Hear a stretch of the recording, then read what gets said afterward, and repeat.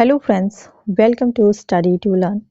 आज के इस सेशन में हम डिस्कस करने जा रहे हैं भारतीय राज्य व्यवस्था के एक और टॉपिक को, जिसका नाम है पंचायती राज एवं नगरपालिका। तो ये टॉपिक जो है काफ़ी इम्पोर्टेंट रहता है।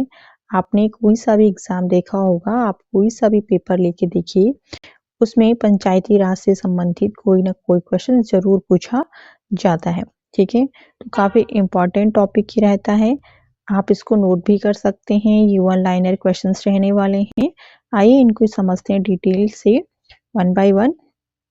तो देखिए, पहला क्वेश्चन आपका इसमें रहता है, पंचायती राज किस सूची का विषय है। ठीक है, तो पंचायती राज जो सूची का विषय रहेगा तो वो राज्य सूची के अंतर्गत आएगा, क्योंकि जो पंचायतें बनती हैं वो राज्य के अंतर्गत बनती हैं। ठीक है, तो ये इसलिए राज्य सूची के अंतर्गत इस विषय को रखा गया है। नेक्स्ट है, इसमें संविधान के 73वें संशोधन द्वारा पंचायतों को निर्दिष्ट किए जाने वाले कार्य किस अनुसूची में वर्णित हैं। तो संविधान के जब 73वां संशोधन हुआ था तो इसमें पंचायतों को जो कार्य दिए जाते हैं तो इसका वर्णन जो है 11वीं अनुसूची के अंतर्गत किया जाता है। ठीक है, पूरा का पूरा इसमें जो डिटेल है वो 11वीं अनुसूची में दी गई है। फिर नेक्स्ट है, पंचायती चुनाव कराने हेतु निर्णय किसके द्वारा लिया जाता है। तो पंचायती चुनाव बेसिकली ये जो पंचायत होती हैं तो वो राज्य के अंतर्गत आती हैं, तो ऑब्वियस सी बात है कि जो पंचायत के चुनाव करवाएंगे तो वो ये राज्य सरकार के द्वारा ही करवाए जाएंगे। फिर आगे देखिए, भारतीय संविधान की 11वीं अनुसूची में पंचायतों के लिए कुल कितने विषय निर्धारित किए गए हैं। ठीक है, भारतीय संविधान की 11वीं अनुसूची, ये भी याद रखना है, इसमें पंचायतों के लिए कुल कितने विषय रखे गए हैं। तो इसमें 29 विषय रखे गए हैं। ठीक है, अभी तक आपने देखा, इससे पहले वाला क्वेश्चन जो था उसमें क्या बात कही गई थी कि पंचायतों को निर्दिष्ट किए जाने वाले कार्य को 11वीं अनुसूची में रखा गया है, और इसमें जो कार्य हैं तो उसके अंतर्गत कितने विषय आते हैं, टोटल 29 विषय आते हैं। ठीक है, ये याद रखना है। आगे है, पंचायत चुनाव कितने अंतराल पर होते हैं, यानी कि कितने साल के बाद करवाए जाते हैं। तो ये प्रत्येक 5 वर्ष के बाद करवाए जाते हैं। ठीक है, जब 5 साल पूरे हो जाते हैं तो फिर से दूसरा जो चुनाव होता है, जो पंचायत इलेक्शन होता है, वो कंडक्ट करवाया जाता है। नेक्स्ट है, किस अनुच्छेद के अंतर्गत पंचायतों को संवैधानिक दर्जा प्रदान किया गया है। ठीक है, तो किस अनुच्छेद के अंतर्गत पंचायतों को भी संवैधानिक दर्जा दिया गया है संविधान के अंतर्गत। तो ये अनुच्छेद 243 के अंतर्गत रखा गया है। संवैधानिक का अर्थ समझ लेते हैं। संवैधानिक का अर्थ होता है जब भी कोई संगठन के भीतर अगर कार्य कर रहा है कोई भी एजेंसी, तो उस पर कुछ नियम और कानून विशेष प्रकार के क्या होंगे, लागू किए जाएंगे। ठीक है, तो इसलिए उसको संवैधानिक कहा जाता है। आगे है, राष्ट्रीय पंचायती राज दिवस कब मनाया जाता है। तो प्रत्येक वर्ष 24 अप्रैल को पंचायती राज दिवस के रूप में मनाया जाता है। भारत में सर्वप्रथम पंचायती राज प्रणाली का शुभारंभ कब और कहाँ हुआ। तो 2 अक्टूबर 1959 नागौर राजस्थान में। ठीक है, तो भारत में सबसे पहले पंचायती राज प्रणाली का जो शुभारंभ हुआ था वो 2 अक्टूबर, बहुत इजीली आप लर्न कर सकते हो, और इसका जो ईयर रहता है वो है 1959 नागौर राजस्थान में। ठीक है, तो यहाँ से सबसे पहले जो सर्वप्रथम पंचायती राज प्रणाली थी इसका शुभारंभ किया गया था 1959। इसको बहुत अच्छे से याद कर लीजिएगा।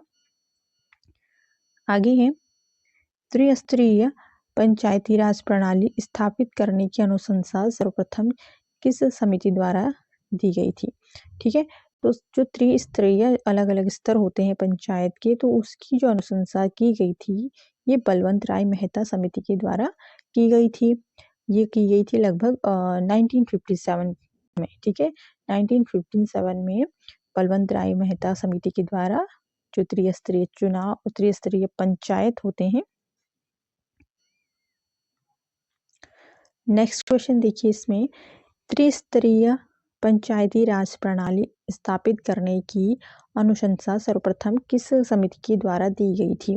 तो ये सबसे पहले बलवंत राय मेहता समिति के द्वारा की गई थी त्रिस्तरीय पंचायत राज प्रणाली की जो अनुशंसा थी, ये 1957 में बलवंत राय मेहता के द्वारा दी गई है। आगे देखेंगे इसमें, अशोक मेहता समिति ने पंचायती राज के लिए किस प्रतिमान की या मॉडल की संस्तुति दी है। ठीक है, तो इन्होंने अशोक मेहता समिति ने पंचायती राज के लिए जिस मॉडल या किस प्रतिमान की संस्तुति की थी, तो ये द्विस्तरीय थी।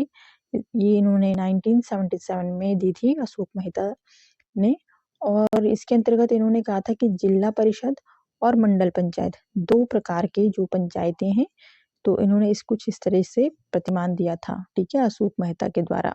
त्रिस्तरीय पहले था, फिर बाद में अशोक मेहता ने भी अपनी तरफ से एक अलग से मॉडल दिया था पंचायत राज व्यवस्था के लिए। ठीक है, नेक्स्ट है, पंचायतों एवं नगर पालिकाओं के संबंध में भारतीय संविधान में किस वर्ष प्रावधान किया गया। ठीक है, तो 1993 में, ये वर्ष याद रखना है आपको, 1993 में जो पंचायतों एवं नगर पालिका के संबंध में भारतीय संविधान में किस वर्ष प्रावधान किया गया, तो 1993 में। नेक्स्ट है, पंचायती राज के किस संशोधन द्वारा स्वशासन की इकाई के रूप में संगठित किया गया। ठीक है, पंचायती राज को किस संशोधन द्वारा स्वशासन की इकाई के रूप में संगठित किया गया था, ये किस वर्ष हुआ था, या किस संशोधन के अंतर्गत ये आएगा, पूछा गया संशोधन, तो भारतीय संविधान के 73वें संशोधन द्वारा।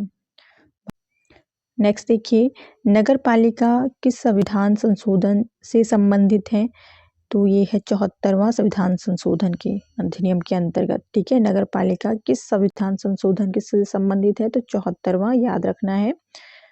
नेक्स्ट है, 73वां संविधान संशोधन किस व्यवस्था को प्रोत्साहित करता है, तभी जस्ट हमने ये क्वेश्चन पढ़ा था, तो क्वेश्चन को इस तरीके से पूछ सकते हैं, तो याद रखना है 73वें संविधान संशोधन के अंतर्गत क्या बात की गई थी, किस व्यवस्था की बात की गई थी, तो स्वशासन की व्यवस्था को रखा गया था। ठीक है, जिसमें इकाई के रूप में देखा गया था किसको, पंचायती राज को। ठीक है, आगे है नेक्स्ट क्वेश्चन, राज्य वित्त आयोग का गठन भारतीय संविधान के किस अनुच्छेद के अंतर्गत किया जाता है, तो अनुच्छेद 243(1) के अंतर्गत जो है राज्य वित्त आयोग का गठन भारतीय संविधान में किया जाता है। ठीक है, तो फ्रेंड्स ये कुछ इंपॉर्टेंट क्वेश्चन थे पंचायती राज से संबंधित। आपको इसमें पूरा डिटेल वीडियो भी अगर चाहिए हो तो आप इसके लिए कमेंट कर सकते हैं, हम इस पे पूरा वीडियो भी आपके लिए लेके आ सकते हैं। ठीक है, मिलते हैं नेक्स्ट वीडियो में।